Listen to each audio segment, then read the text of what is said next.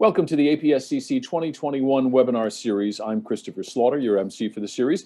Today our subject is new VHTS solutions for satellite broadband.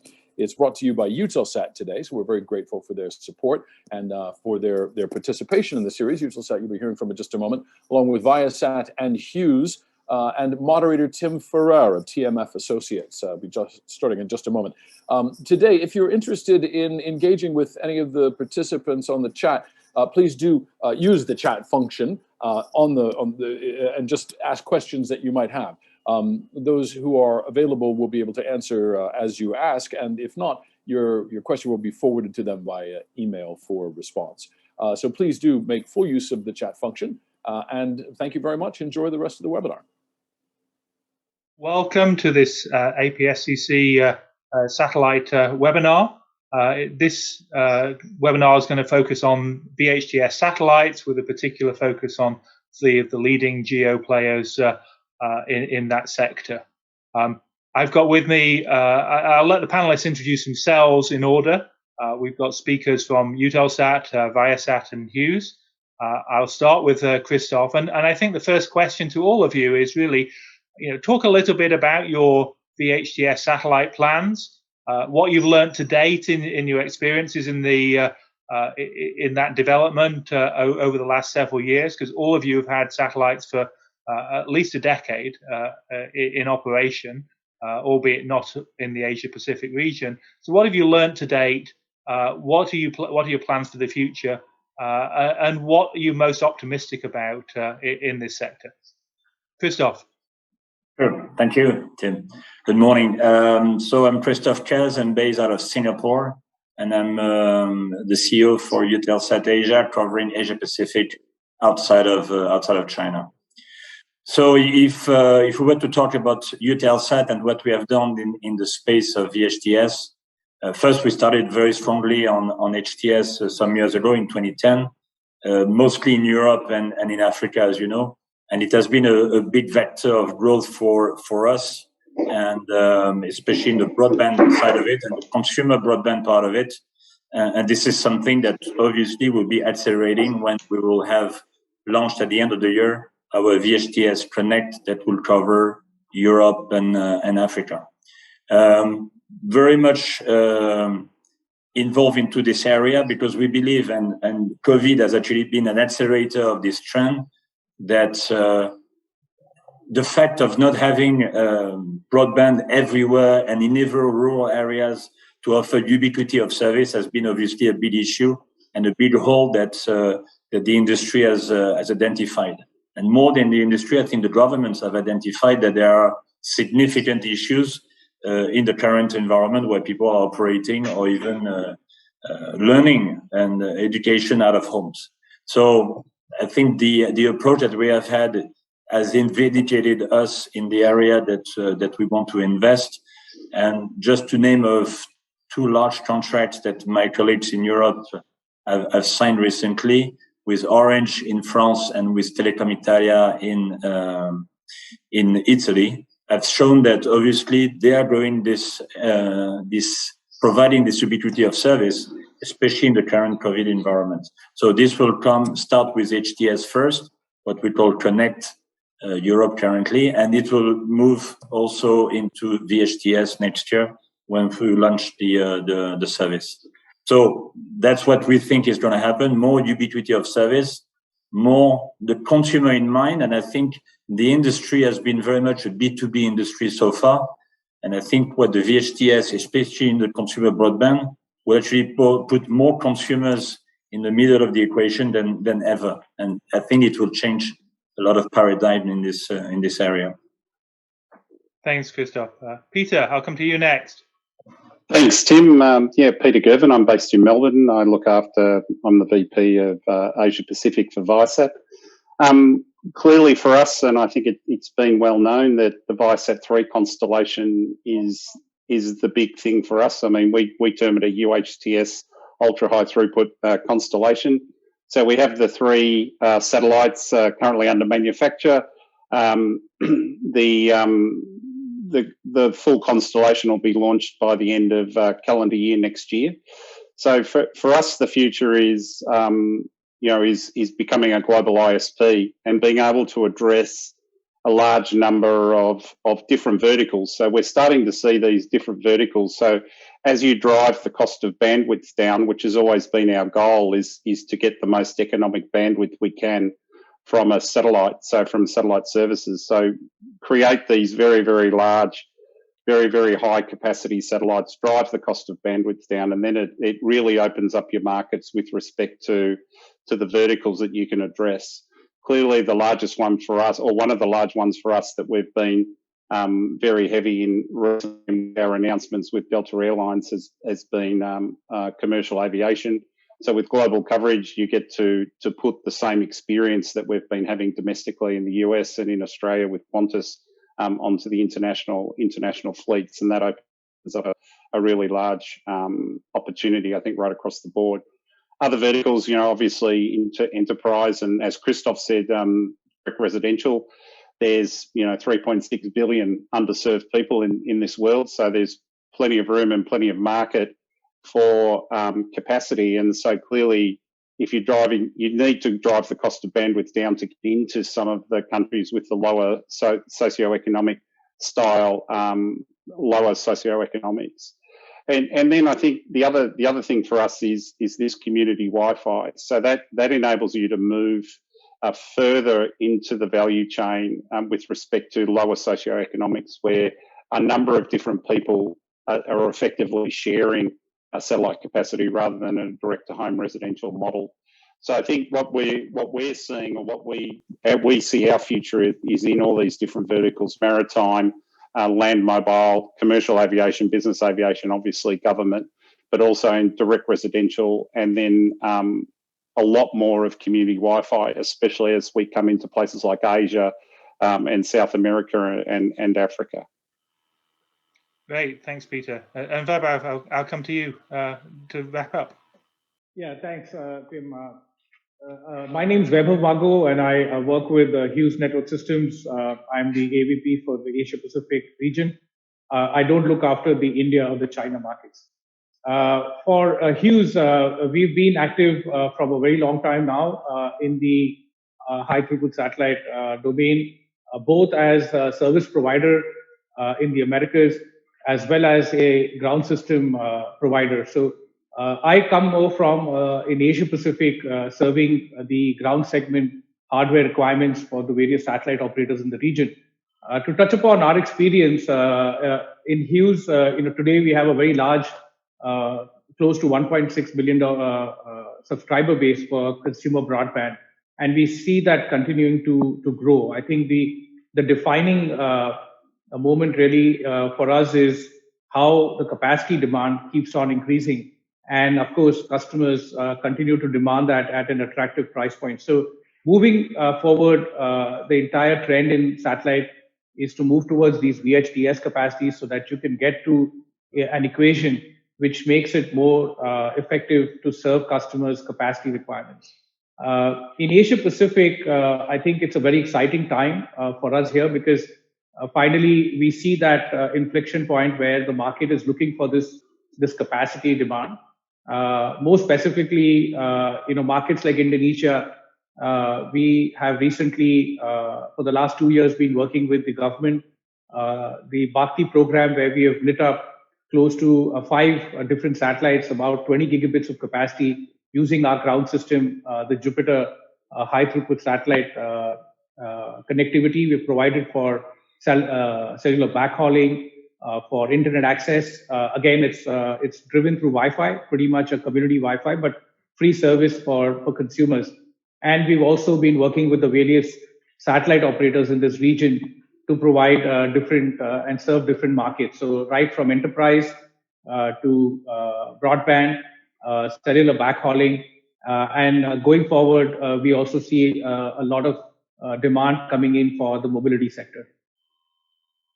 Great. Well, I mean, I think one of the most interesting things that, over the last month or two has been the move, Viasat acquiring RigNet, and you've talked a lot more, Peter, about going more vertical. How much is that going direct really important to you, going forward? It's always been a big factor in your consumer market approach. But is that going to be the key to unlocking other verticals as well? I think, Tim, it's going to be a mix, and it's going to depend on market, and it's going to depend on vertical. So the RigNet acquisition was very much about moving more heavily into the enterprise markets, specifically around the oil and gas markets. And when you've got a global constellation, and RigNet has a global presence from their business point of view, so it was sort of a good marriage between the two companies to go ahead and do that. I think we're going to see different models in different markets. So some markets like the US, in our US residential market, it makes absolute sense to go direct, from a residential point of view, and that's what we do in the US. But if you look at our experiences in, community Wi-Fi, for example, by definition, is a wholesale service, right? The end user is buying minutes off a service provided by the local, like in Mexico, the local bodega or the local store owner. So by definition, that's a wholesale market, right? And then even then, the community Wi-Fi service might be provided via another telco or another partner. So it could be wholesale on wholesale, if that makes sense. So I think certain businesses we're going to continue to go direct, and that will be, for example, the airline business, our commercial aviation business, our government business. That in those businesses we want to go direct. But I think we're going to see a mixed model depending on markets when we talk about enterprise and we talk about residential and we talk about community Wi-Fi. So I don't think it's a one size fits all in those markets. It is going to be a mix. Yeah, and Christoph, Eutelsat's made the move to acquire a service provider, Big Blue, in terms of providing service to consumers in Europe. Is that the first stage of additional routes to go direct to customers? I mean, you've seen one of your big rivals, Intelsat, buying up GoGo. Is that a path that you see yourself following as well going forward? So obviously, the move towards acquiring Big Blue was to more verticalization of the approach and the go-to-market from our side, because we're not looking at only having an end-to-end approach from a technology point of view, but also from a go-to-market strategy. So it was important for us, especially in Europe and in Africa. I think Peter has mentioned it. I don't think there will be different models. Africa, we are more into an ISP mode. We're opening our own stores actually in Ivory Coast and Republic of Congo. In Europe, it's either we're going through the telcos or we're going direct. So I think we will have to adapt going forward. But what was important for us is to have the competencies in-house to either go direct or indirect. And again, depending on the various markets and what would make the most sense, I would say. Yeah, and Vaibhav, I'll come to you as well. You've done a lot of direct in the consumer and the enterprise segments for many years, but you've gone indirect, for example, in in-flight connectivity. So how do you balance that out going forward, and do you anticipate direct sales being even more important going forward? I think I will concur with the rest of the panelists here that when it comes to a broadband business, yes, definitely we prefer to go direct. And that's been the approach. In the enterprise markets as well, where we provide service, Hughes has been direct. We do direct sales to the end customer. But in different verticals, I think in the IFC market, Hughes is focused on the IFC providers, and we have our customers to serve there with the technology. In Asia Pacific, specifically, what Hughes does is work with the VSAT operators initially, and now, of course, more and more the satellite operators who are selling managed services into the region. So we will continue to provide that role for some foreseeable future, at least as far as Asia Pacific is concerned. It's a pretty competitive market here, and I think local knowledge as well as penetration and relationships are very important to penetrate the service. Yeah, and I guess one of the differences for Hughes has been a willingness to provide service on other people's satellites. You've leased in some satellites. You've worked with other players. I think you're a distributor for OneWeb. I mean, talk a little bit more about that and how you can work with other satellite operators. In fact, that's a great. In fact, that's a great segue for me to also mention. With Eutelsat, we have a great relationship.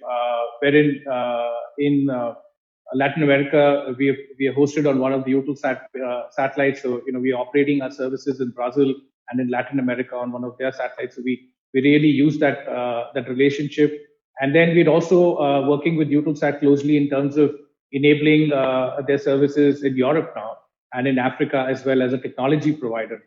So I think as Hughes, we see ourselves in this multiplicity of roles. I think we like to work with partners, and I think we like to come in and value add to that partnership with our knowledge of running a service in North America over the broadband. So with respect to your question on OneWeb, Tim, yeah, definitely. I think we again have a very similar kind of a multifarious relationship with OneWeb. We were an early investor, and we've now come in again to reaffirm that commitment to them with a renewed investment. We are also a technology provider to them, and yes, we did sign a global distributorship agreement with them, and we're quite keenly looking forward to the capacity coming live and being available so that we can provide it to customers. I think there's a natural play for combining hybrid solutions going forward for customers. So, bringing in GEO, LEO, and different orbits and serving the customers' diverse requirements. So that's what we are going to be focused on. Yeah, I mean, Peter, I'll come back to you because your attitude perhaps is a little bit different. You've had a lot of KU band in the mix for many years in business jets, in some of your government services. And I guess I look at you more, and RigNet obviously is mostly a KU band service. I look at you more as wanting to transition those people over to your own network. Maybe a slightly different emphasis to Hughes with their emphasis on multiple networks.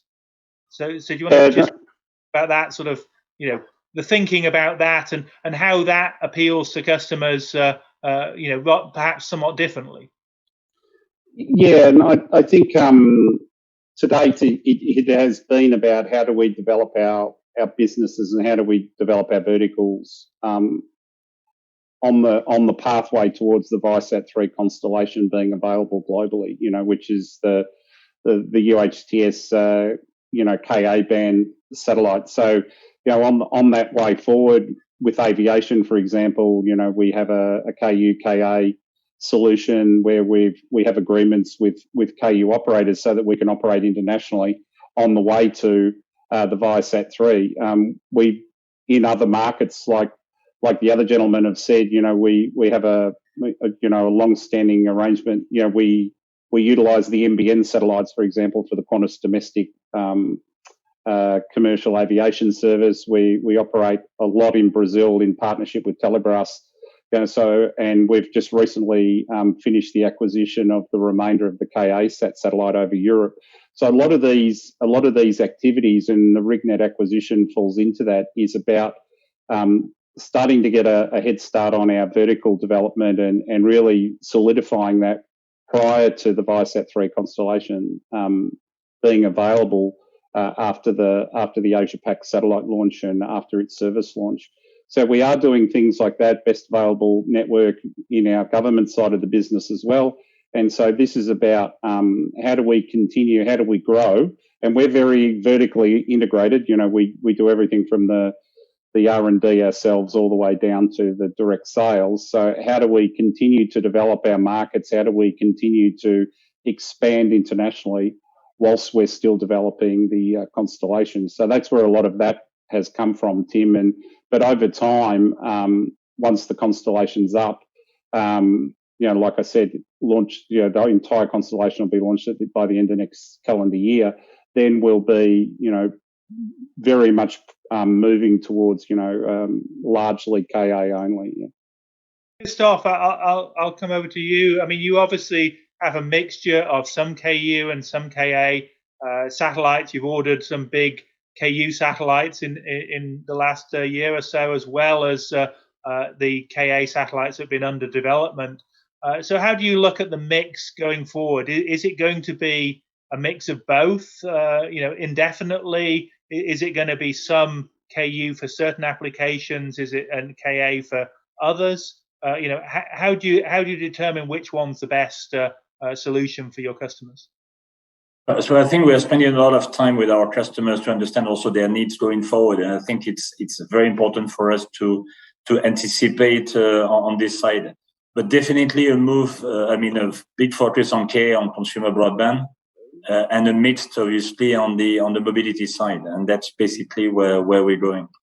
I think there's a lot of push currently on K, obviously, in Europe, because we made those huge investments over Europe and Africa. So there's definitely a main focus around this, and also trying to go all the way down, as I said earlier in my introduction, was how is the consumer responding? What are the price points which are important? And obviously go down the whole value chain to understand where is the value and where the costs have to be going down, so that we can obviously have fiber-like kind of pricing available on the marketplace, because there will be many issues to have different pricing depending on the different areas that you're looking at. So if you look at NBN in Australia, the price obviously the cost is different, but the price to the end user may be the same at the end of the day.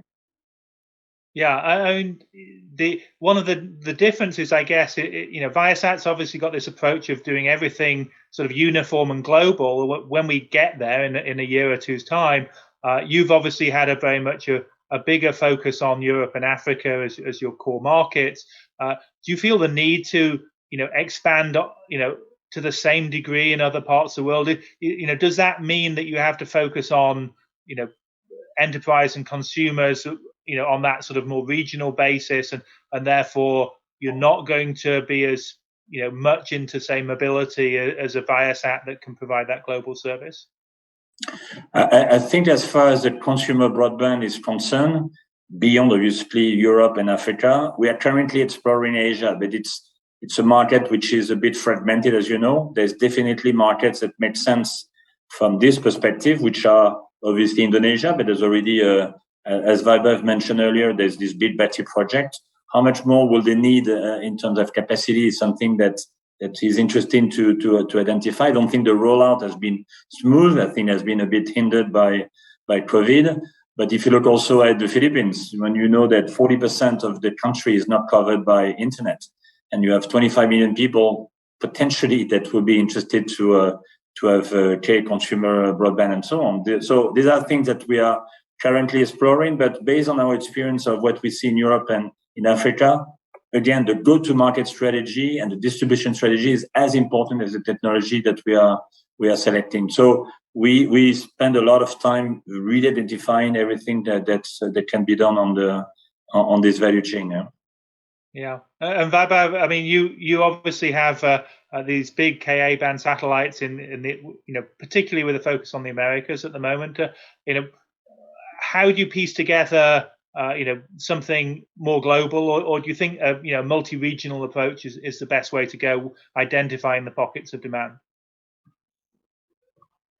So I think what we've been doing in our international markets, Tim, is you would have also seen the joint venture that we have with Yasat, wherein we have taken a partnership position with them for the Africa market, and I think that's one of the avenues that Hughes sees as an opportunity to partner with customers and our long-standing relationships in the region moving forward. That's one possible. When it comes to markets like India, I think we've publicly stated that we're keen to look at the Indian market. Of course, it's a complete different market by itself. It's got its own regulations, etc., and the market has yet to be opened by the Indian government. So yes, we do have the global vision to stitch together the constellation, but I think it's going to be driven by what really works in that region and in that market. Yeah, and Peter, I mean, you've obviously been had a strong role in supporting NBN over the last 6 or 7 years. That's a market which perhaps has stalled a little bit, and I think that's sort of something that's maybe shared a little bit with the US and Europe as well. I mean, the consumer broadband market has been a little bit soft, I would say. I mean, Latin America has certainly been a big growth area. Hughes has been very successful there in particular, but other markets have really seemed to stall over the last several years. So do you think that that's really just a factor of the capacity? There's not been enough capacity, or the capacity has been too expensive, and this new capacity will unlock much greater levels of demand? How do you see your subscriber base growing globally? Do you think Australia is open for a revolution in the number of people served by satellite and the quality of service delivered to people? Will Viasat-3 help in that? So how do you see the market developing? So I think most of us would see it the same way, insofar as if you look at mainland US, Western Europe, Australia, quite mature markets. But that being said, I think up until now, it's supply and demand from a curve point of view. So what we're seeing especially in our residential customer base, the three things that customers want is speed, they want download capacity, and they want it at a good price. So the thing for us is to, as you improve your bandwidth economics, and so our focus has always been driving the cost of bandwidth down, so that even when as you drive the cost of bandwidth down, even in mature markets, you open up greater opportunities, right?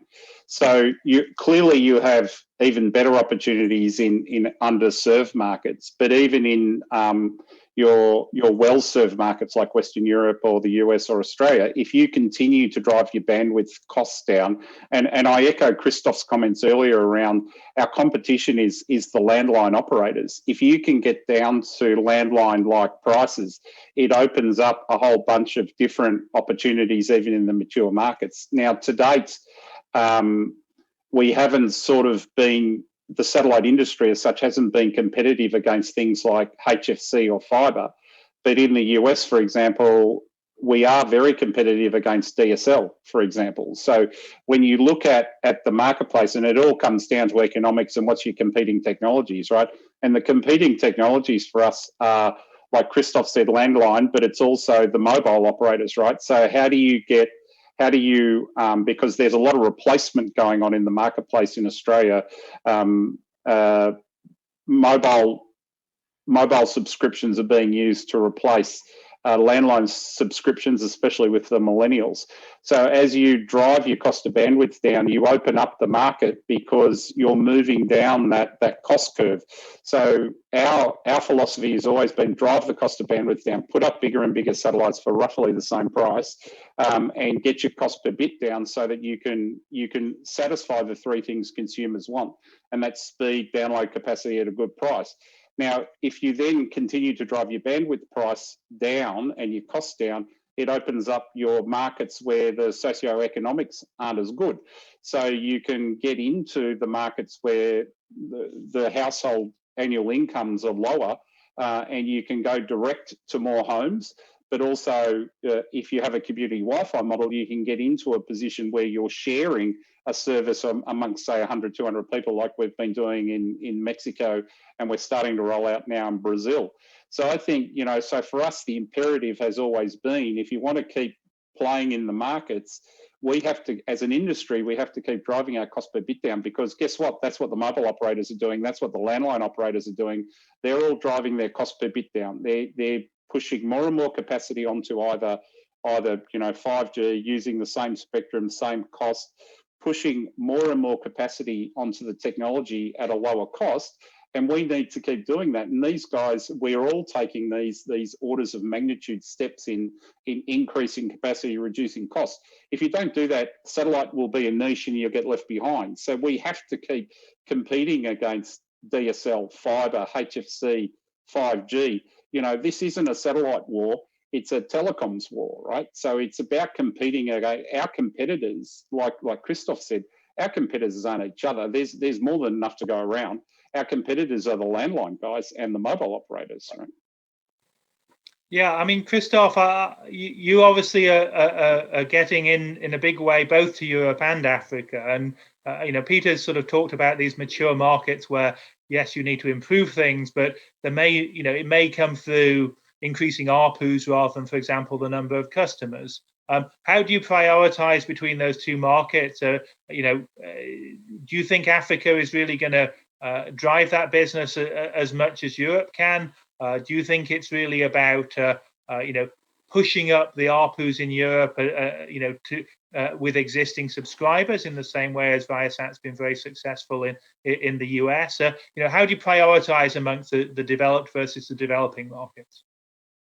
Yeah, so maybe to complement a bit Peter's points earlier on about competing against what we discussed before, the landlines, I mean, the land terrestrial stuff and obviously 5G. I mean, we made an estimate that in 10 years, once 5G has been deployed and you have fiber as many places as possible, based on the projections, there will still be in Africa, I think 4 million households that will be still undeserved and 5 million in Europe.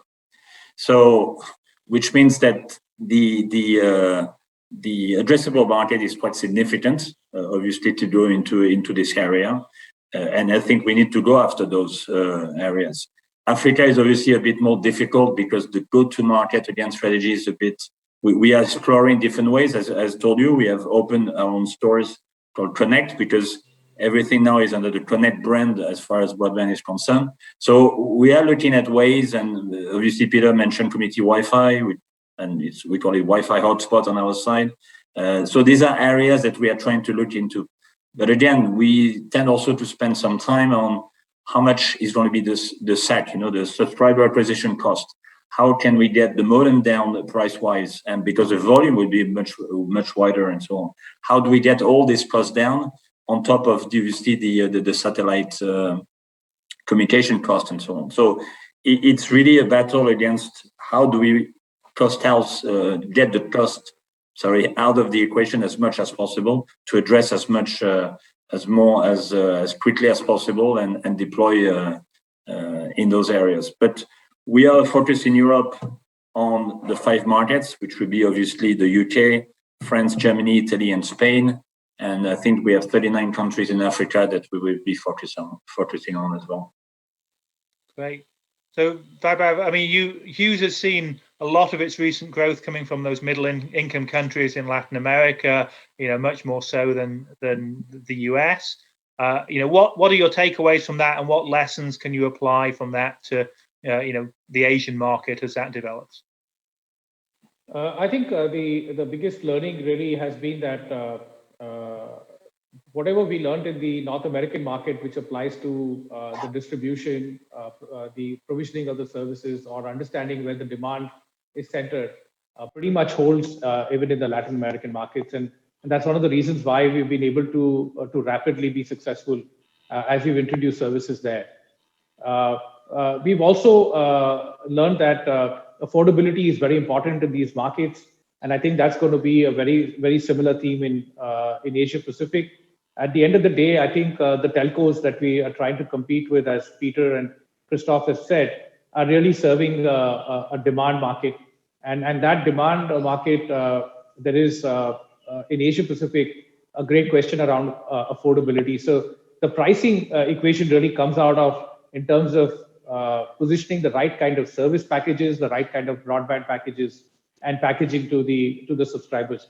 Community Wi-Fi is one very interesting model, and the way we see that we've in Latin America at the growth we've had there, we've been partnered with Facebook on the Express Wi-Fi, and we've seen a lot of success there. In Asia Pacific, we've been working similarly with some partners here, PSN in Indonesia. Of course, the government programs, we're rolling out 5,000 sites in Philippines. That's a UNDP and a Philippine government initiative to connect 5,000 schools. Overall, I think that's going to be a great way to be able to take out the cost of the equation, like Christoph said, for consumers in Asia Pacific. We focused on building the relationships to create that distribution currently in Asia Pacific, and we're working with all of the satellite operators on that model. Another distribution model in Asia Pacific, which is very successful, and again in Latin America, we're starting to see that work as well, is cellular backhauling. And there is a lot of cellular backhauling requirements in Asia Pacific. I think direct to home or end consumer broadband is really not going to drive the capacity requirements in this market. It's really going to be the way that you distribute it, either through cellular backhaul or community Wi-Fi. Maritime is going to be another big market. We feel that that's an important sector for Asia Pacific when it comes to mobility. That will take up a lot of the capacity requirements. So we will definitely take our learnings for consumer broadband and community Wi-Fi out of Latin America, but then we will also do what is, I would say, important for Asia Pacific. The other market segments and verticals, which will also eat up the capacity. Great. So, I mean, obviously, all three of you have emphasized the price of bandwidth and driving that down being really important to future growth. I mean, I found it really interesting that the success Eutelsat's had with the contracts you mentioned earlier with Orange and Telecom Italia. Those backhaul contracts. Your rivals in the LEO and MEO segments have talked about, oh, well, low latency is critical for those providers. That's more important. But you're obviously winning those deals. Is it really for those customers about purely the price of bandwidth? What's going to make the decisions between LEO and GEO for that? How important is latency, and can GEO satellites compete in the long term for those backhaul markets? Christoph. So I think right now the way, obviously, we're exploring, like anybody else, the LEO constellations capabilities and also economics. We believe that there will be a segmentation of the market, and we think that the LEO will be more in semi-urban areas, and the GEO will still make sense from an economics point of view in the rural areas and so on. So this is how we see at this stage, obviously, the segmentation between these two businesses. The big question mark is still around the cost of the home unit or the modems at home, which is obviously, there's a lot of discussions, as you know, currently. Is it costing €1,000 or $1,000? Does it cost as little as $300? How much is it subsidized and so on? But we all know, and if we come back to the cost, prior to my satellite experience, I was in the device world, and it's all about volume. If we want to bring down, obviously, the cost, it has to be volume, and we need to have volume. So the satellite industry needs to be extremely, has a lot of ambitions, obviously, versus the other mobile operators and the land operators. And we need to bring it down and show those big volumes and so on. And that's what we need to achieve, working with industrial partners, the guys who are involved in other areas and so on. And that's how we're going to make it happen. Yeah, Peter, I mean, you've not been as involved, I guess, with mobile operators. In some ways, I've tended to see Viasat as perhaps more of a rival to mobile operators rather than a supplier to mobile operators. I mean, how do you look at that balance going forward? And do you think you're positioned differently in that backhaul market to some of the other satellite operators? I think we're going to be like Christoph. We're going to be in the satellite backhaul market with the Viasat 3 constellation. I don't think there's any doubt. And it does come down to bandwidth economics. One point I would make, though, so if you consider the way that a mobile operator works, their infrastructure, their base stations are quite expensive. They're in the tens of thousands, if not hundreds of thousands of dollars to build one. So when you look at it, it all comes down to population density for them, right? So as they move further out from the city, and Australia is a great example, as you move out from the city, your population density drops very quickly. So they need a population density to make a base station economical. And so the first thing they do is they get to the end of their fibre, then they go to a satellite backhaul, then they stop. Now I know that's that's very blunt steps, but that's in reality what they're doing from an economics point of view. The interesting thing I think we're going to see, especially in some of the emerging markets, is that where you have satellite backhaul today on 3G, for example, as these operators upgrade to 4G, the capacity requirements of the backhaul is increasing. And as they go from 4G to 5G, it increases again. So the economics for the mobile operators are changing based on, the technology evolution from them, but the backhaul costs are going up. And so they're as sensitive to anybody as to the cost of their backhaul. So I'm sort of taking a long way around to saying it, but we're back to bandwidth economics, right? If you can get the cost per bit down and, you can drive the cost per bit down, then the mobile operators, they're ever increasingly needing more bandwidth on the backhaul. They can't push fibre out into the outbacks of Australia. It's too expensive. They're still going to rely on mobile backhaul. They've got the population density that they need, and they need to upgrade from 3G to 4G to 5G. And this is happening all over the world. So they're price sensitive. They want more for the same price, so the UHTS, VHTS satellite story is still going to play in the mobile backhaul space. And I think that, we are not going to, move away from that. I think we're going to get into that, but based on economics. Now, you asked about sort of latency before. I think the interesting thing, or at least our experience is that, on our networks, more than 70% of our traffic is video. And I'm pretty sure that my colleagues here would have the same experience. So video, if you're able to transmit video well, it is not a latency sensitive application, right? And if you add on top of that some web browsing and bits and pieces like that, there are very, very few applications that are actually latency sensitive. So, that's why satellite has been to date still a very, very viable solution for mobile backhaul. And with the way that you're going to get the better bandwidth economics is on the VHTS GEO satellites, because we're able to put the capacity down where the demand is.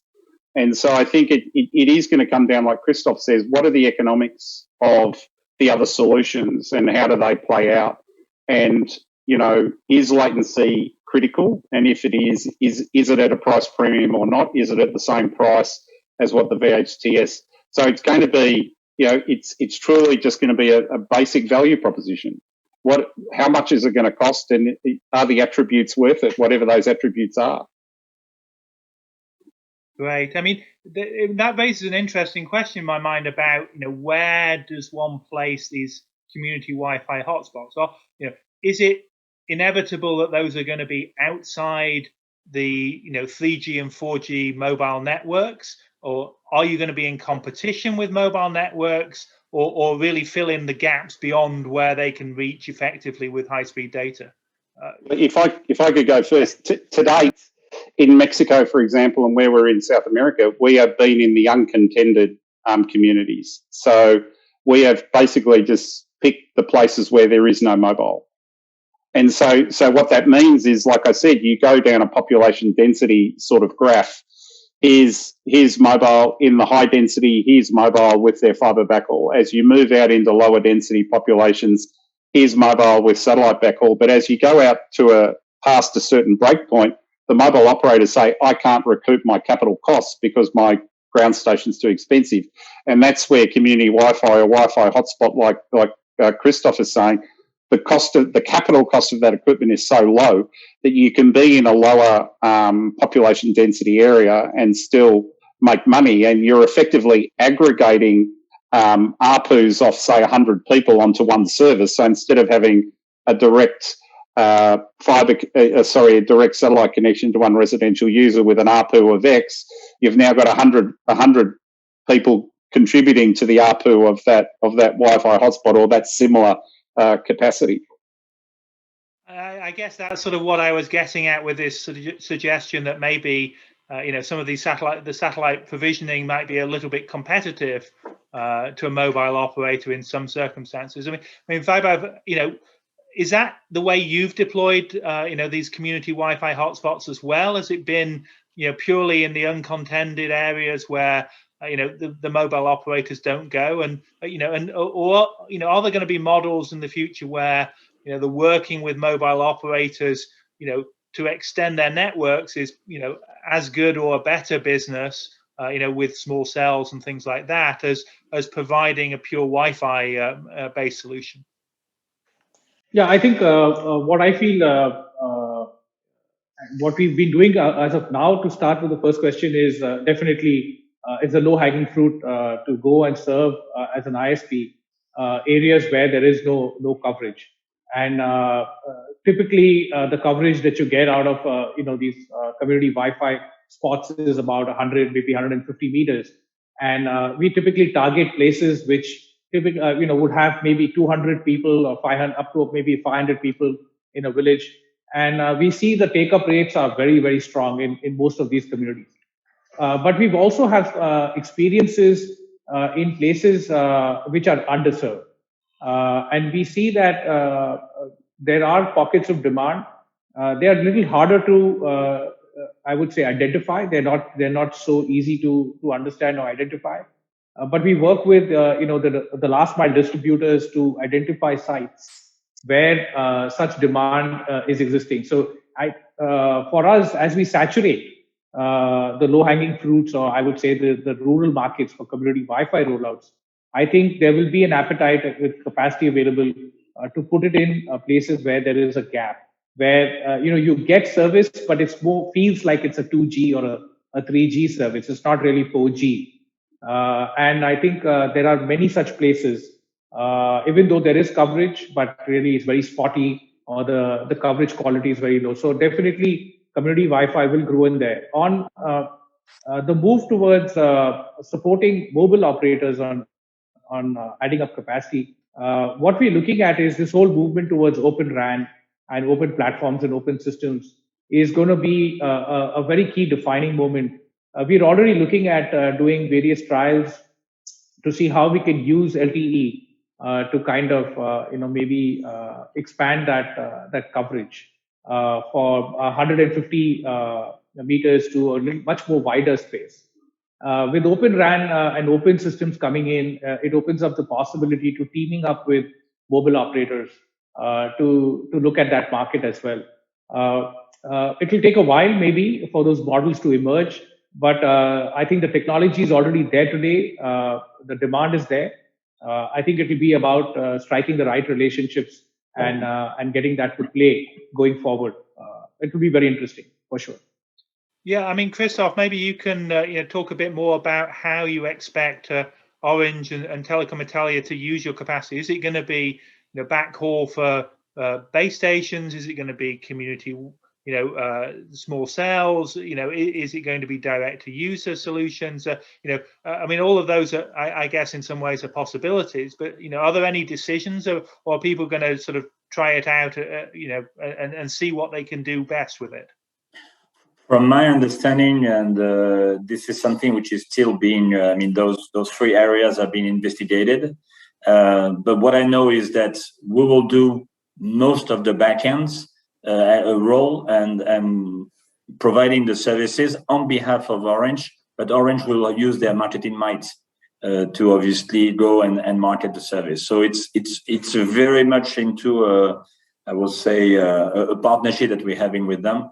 And it's not them about developing this. So we'll do maybe L2 and L3 on call centers and do the installation ourselves through our partners and installers and so on. So great. So I mean, one of the other big markets, obviously, for these new satellites, government markets. That's been a very big part of Viasat's business, for example. How important are government customers and partnerships in filling up these big new satellites? Peter, do you want to start on that one? Yeah, they're absolutely important. It's one of our biggest verticals. We have a whole government division that makes over $1 billion a year. So, very, very important for us. As you know, we have the VIP fleet, the US government VIP fleet. The 47 aircraft there are fitted with our solutions. So they clearly don't just stay in the continental US, they fly around, and we've been using partnerships with them to date, but putting them onto our constellation is very important. The main reason we're building, one of the reasons we're building the ground infrastructure for the Viasat-3 Asia in Australia is so that we're in a Five Eyes country. So that is, so our government business is incredibly important to us, both, from right across the board, from the perspective of aviation and secure comms, our security and encryption services, and all of these things are vitally important. So global coverage for us is incredibly important because, as the saying goes, you want to play as you train. So there's no point having satellite coverage where you're training and then when you deploy, you don't have it. So, you want to very much have the coverage. So if you're training in the continental US, or if you're an Australian Defence Force personnel, you're training in Australia, and you deploy, you want to be able to do what you were doing, what you were training to do. You want to be able to do while you deploy, play as you train. So it's incredibly important to us from a business point of view, and it's, we hope they'll continue to be one of our major users. Right. Christoph, do you want to talk a bit about the government demand and how important that is? I think both in terms of the defence side and in terms of partnerships for rollout in universal service, and where there has to be a direct government engagement in many cases. Yeah, so I think currently the economics of those VHTS we will launch and the HTS that we have currently are mostly around consumer broadband. So I think there's a bit of, we are doing government businesses like in Congo and in Ivory Coast by connecting schools and stuff like this. So I think there is part of it. There's a blackhauling activities in certain areas, in spite of the rain-fed and so on. But I think with the cost of K currently in many countries, people will still go for it, even though it may not be as reliable as C-band and so on. So it is important, but not as important as our consumer broadband side of it. Right. And Vaibhav, I mean, obviously Hughes has a significant government business as well. I mean, how do you look at the use of VHTS within that government sector? So, in fact, we have a great example here and many examples in Asia Pacific. In Indonesia, for example, the government is spending huge amounts of money to launch under a public-private partnership a 150 gigabit satellite. They call the Satria program. That's again a Bhakti program. The earlier example I talked about, the 20 gigabits, is only an interim service, and somewhere in 2023. They're looking at getting their satellite in orbit, and they've already contracted the satellite. So it's a 150 gigabit satellite, and Hughes is involved in that program for the initial reference gateways, which would power that satellite. We see that kind of an initiative in many parts of Asia Pacific, where the government is stepping in to spend money, bring in low cost capacity using satellite broadband. To fulfill this digital divide. Today, with the pandemic situation, most of the governments are worried about how they will get the vaccine out to a lot of the people on the ground. And we see a lot of satellite being used at remote clinics, health clinics, simply so that people could come up and register themselves on the government platforms to get the COVID vaccination. That's going to be really, really critical for a lot of governments. We're already seeing governments committing a lot of funds to roll out sites during last year, and we'll continue to see those trends going forward, be it to put satellites in schools, at health clinics, etc. So all of this, I think, will definitely drive a lot of demand from governments, universal service obligation funds. It's going to be a clearly big demand driver. Great. I mean, I think one of the things that I keep hearing from investors in the satellite sector is they worry about overcapacity. I mean, we obviously, lots of talk about LEOs, lots of talk about people, Elon Musk behaving irrationally. Some people would agree with that. Some people, wonder whether it's just a very long-term vision. Are you worried about there being too much capacity, going forward? Is it a good idea to build terabit satellites? I look back at some of the efforts in the past where take Avanti, for example, as a company that just said, oh, we're going to build X gigabits of capacity, we'll sell it at this rate, we'll make loads of money, without regard to like, where's the market, how much money is there to be spent here. Peter, obviously you've got the most ambitious plans for 3 terabits of capacity over the next couple of years. You're talking about going even beyond that in the future to try and keep pace with terrestrial. To what degree is that a concern? And is it really, going to be, okay in terms of, using it up? Is it, there can't be enough capacity? Have you identified the markets where you already know there's the revenue to fill up those satellites? How do you think about that sort of challenge, and how do you answer those questions from investors? Well, from our perspective, the broadband market, so not the satellite market, the broadband market's huge, and you see the broadband market is growing anywhere from 25 to 35, depending on where you are, % per year, right? Consumption, right? That's just in the general consumer space, and like we discussed earlier, there's 3.6 billion unconnected people in this world, and like Christoph said, 5 million homes in Africa, 4 million in Europe. There's more than that in Asia. And, Morgan Stanley did a report recently that said, the satellite market's worth over $30 billion a year. So from our perspective, there's more than enough appetite for the capacity, both on the GEOs and the LEOs. And it's sort of our view is it's not a winner takes all or a zero-sum game kind of scenario. There's more than enough for everybody. And what we're going to see, and as we've discussed through this whole panel, is the opening up of a whole bunch of different businesses and verticals in places that we didn't have it in the cost of bandwidth. So as we drive the cost of bandwidth down, open up, get to tap into more and more of this $30 billion market. And I would say one thing, we still believe, Viasat, that the best way to deliver bandwidth to high demand areas is via, UHTS GEO satellites. And I did want to make one more point from the previous question is that when we talk about government, the government's demand for video is the same as everybody else. So if you look at ISR applications, intelligence, surveillance and reconnaissance, the consumption of satellite bandwidth with ISR applications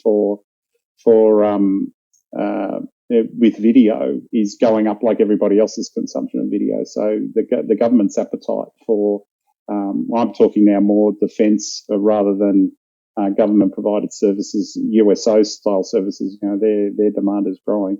So we think there's enough for everybody. We don't think there's an overcapacity or an oversupply.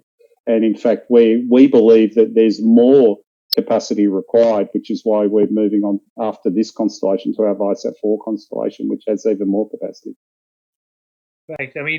Christoph, how do you, think about the ability to fill up half a terabit of capacity? That's vastly more than has been provided in Europe and Africa before. Or are you so confident that you think you'll be building a multi-terabit satellite in another 3 or 4 years? I don't know the plan for your last questions, but for the current ones, just to echo further what Peter has mentioned, I think the market is obviously big enough. Now it will depend on how affordable we're going to be able to make those packages, the business model, the partnerships. I think there's a great potential for the telco to offer very much of a ubiquity of service. So they are not competitors; they are obviously partners in the equations, and it will depend on every market how we don't address it. So no, I don't think there is overcapacity at this stage based on what we are seeing and anticipating. Great, and Vaber, I'll come to you. you've obviously moved on from Jupiter 1 to 2 to 3. That's coming very soon. How do you think about the filling up of those satellites? How do you think about the scaling up of capacity in the future? For us, I think I'm pretty much have a very similar view at Hughes in terms of what the other panelists have shared, that capacity isn't a zero-sum game. So we really feel that there is more and more demand going to come out. History and our involvement in the broadband market has only told us that no matter how much bandwidth you put out there, there's enough demand. So it's not just about the number of consumers or the number of subscribers you've been able to reach out to, but I think it's also about the appetite for consumption of broadband.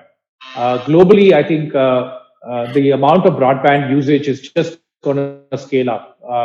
Just look at how the home usage has turned in this pandemic now. I mean, we not only seeing Netflix at home, but we're working from home, we are schooling from home, and we're doing all the activities at home. And what people have realized, even in countries like India, is that they wouldn't mind going and taking a month off and working from a really remote location if they have good quality internet available. I think we're going to see a great shift in terms of how internet is consumed going forward. This pandemic is definitely going to shape a lot of the requirements. So it's not just about the number of households you've touched or the number of subscribers you've reached. Just take a look at the kind of appetite everybody has for broadband, the number of television screens, the number of people watching their own content, as well as the impending big surge of IoT, which is going to come in. So there's going to be billions of devices which are going to come in. And as processor speed in the computing world will increase, the demand for capacity and demand will increase with it. So remember, we still have to see the real surge of demand from the IoT side. That once that steps in, you will see that it will far outstrip the number of people on this planet. So overall, I think capacity is just going to keep on growing. And I completely agree with Peter and Christoph that we should be looking at how best we can serve it. From a GEO standpoint and a LEO standpoint or an NGSO standpoint, we feel that it will be a hybrid network where there will be multiple needs, there will be low latency requirements, there will be pricing sensitive markets, and they'll all converge together. And probably customers would use more than one medium to serve those needs and requirements. Great. Well, I think that's a wonderfully optimistic view of the future, and I think that's a great place to end to give all of the viewers this great view of the future. And I'll look forward to you all realizing those ambitions over the next several years, and maybe talking in a couple of years about how you're building even bigger satellites for even more customers. So thank you very much to all the panelists, and that's been a great session. Thank you. Thank you very much for that, Tim, and thank you, Christoph. Thank you, Peter. Thank you, Webhav. Really appreciate your insights and your participation in today's webinar. Thank you very much to Eutelsat for sponsoring today's webinar. We do appreciate their ongoing support for APSCC. Please do register for the rest of the series. They come to you for the first time every Tuesday at 9 a.m. Hong Kong time, at 10 o'clock in Seoul. Likewise, whatever the correct time zone is for the rest of the regions, it's GMT +8, I believe. At any rate, please do join us for upcoming episodes in the series. The schedule is located on APSCCSAT.com. So please do have a look at upcoming topics. And if you're interested in participating in the panel discussion or sponsoring one of the series, please do let us know at info@apscc.or.kr. Thanks again. Registration, as always, is free. We look forward to seeing you again soon. Cheers now.